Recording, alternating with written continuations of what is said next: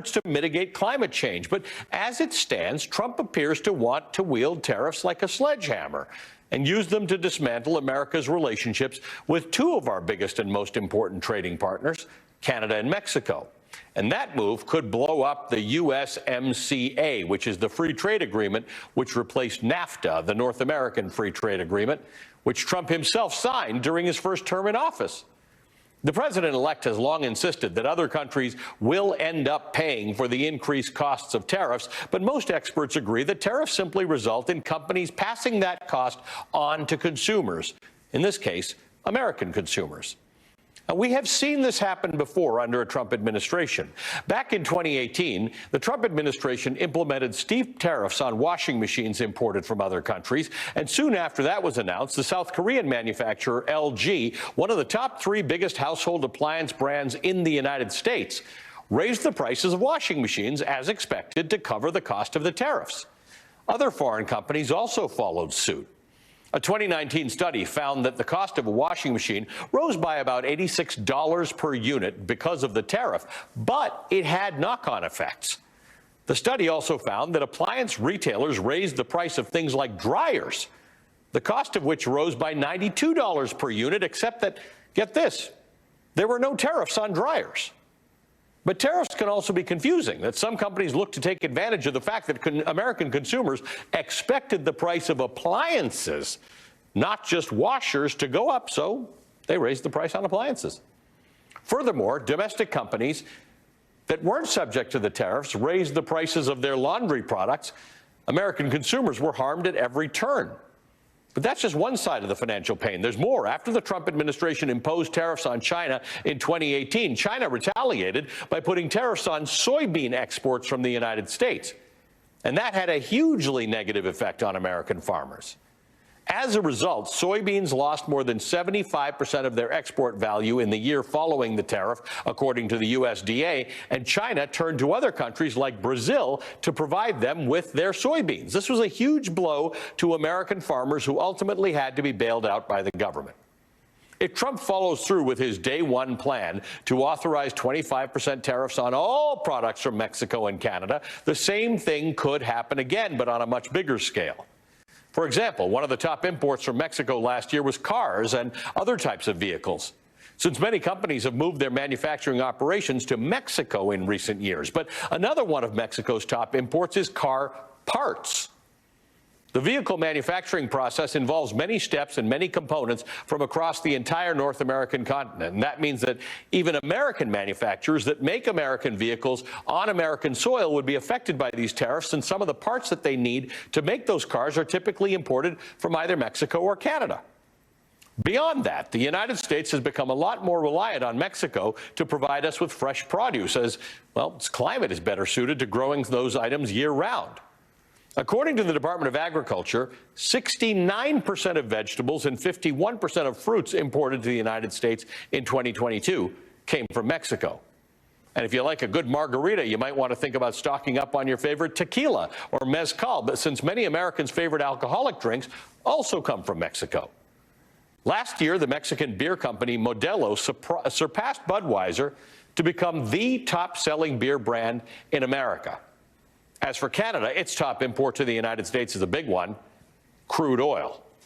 Just 4 months ago, U.S. imports of Canadian crude hit a record high following the expansion of the Trans Mountain pipeline to the western part of the country. Trump's tariffs would result in higher energy prices, a consequence that would have a widespread effect and likely be felt across many sectors of American society.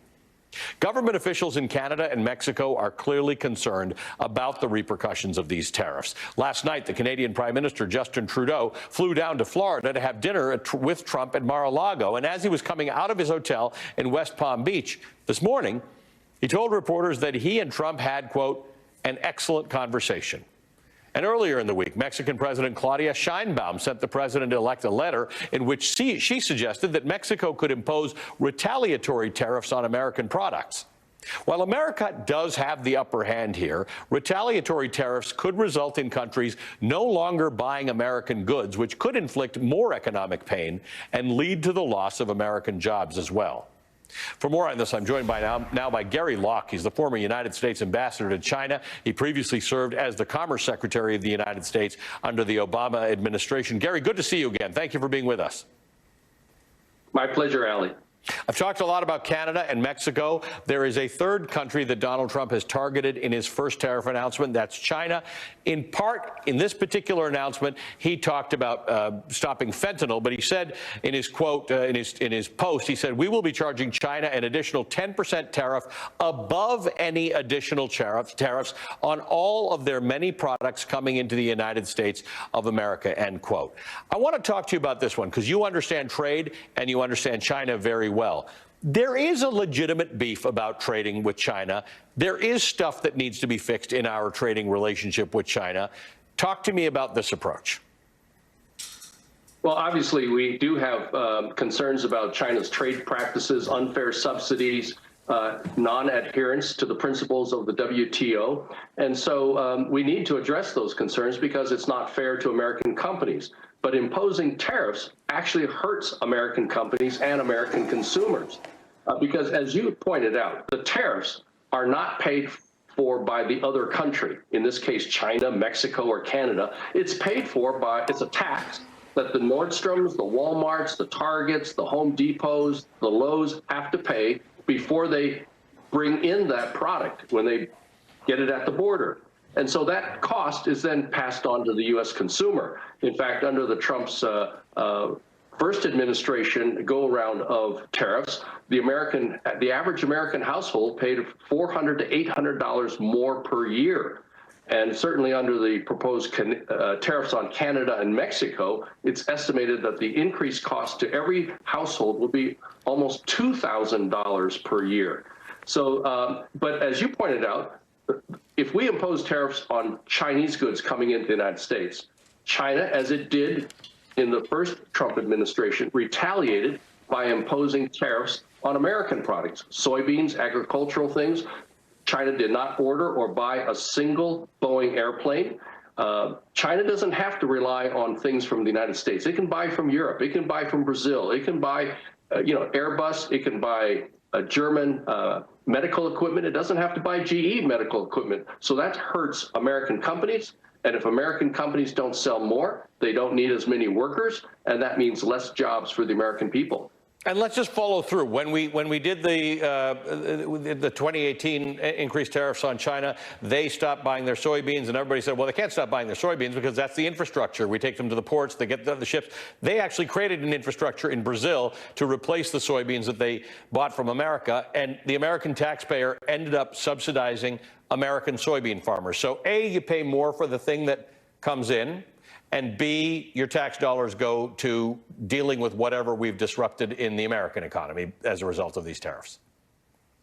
That's right. So middle-income people the middle-income families ended up paying both ways. They had to pay more at the cash register for the products coming in from China because the Nordstroms, the Walmarts, the Home Depots, the Lowe's, they pass those increased costs on to the consumer.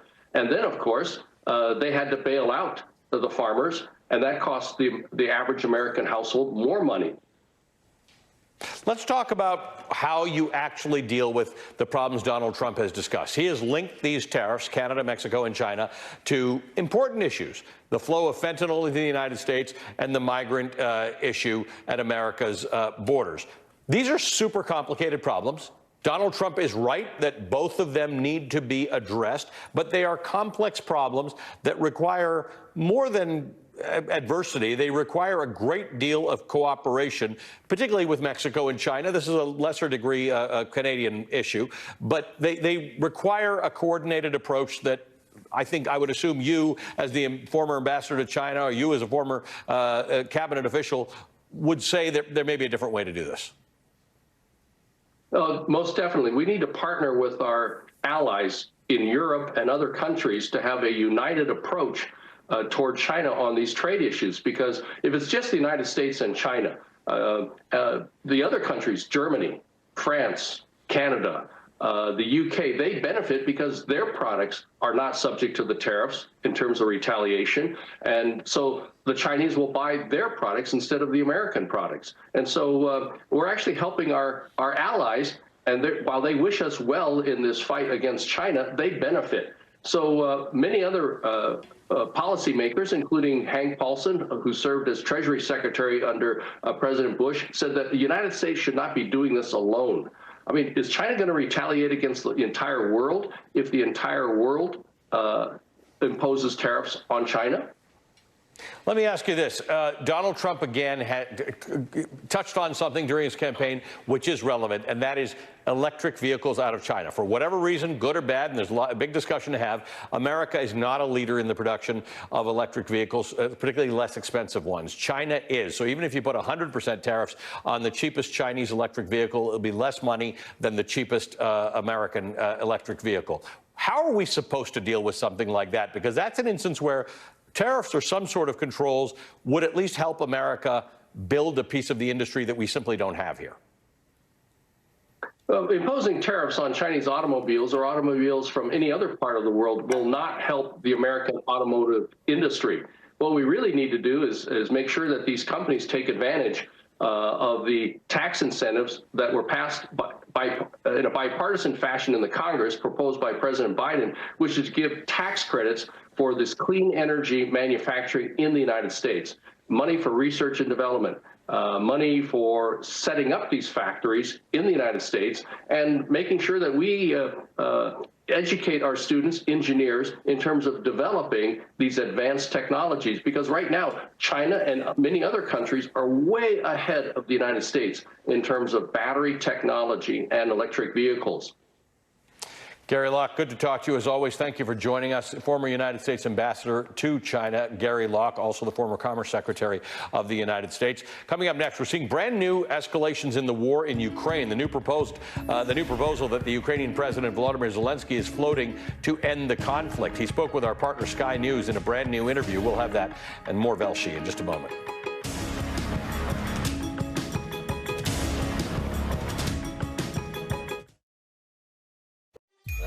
What's that sound? This holiday season, get on board with the special Disney Plus Black Friday offer. I want one. Watch these classic holiday favorites, these uninvited guests, Let's go.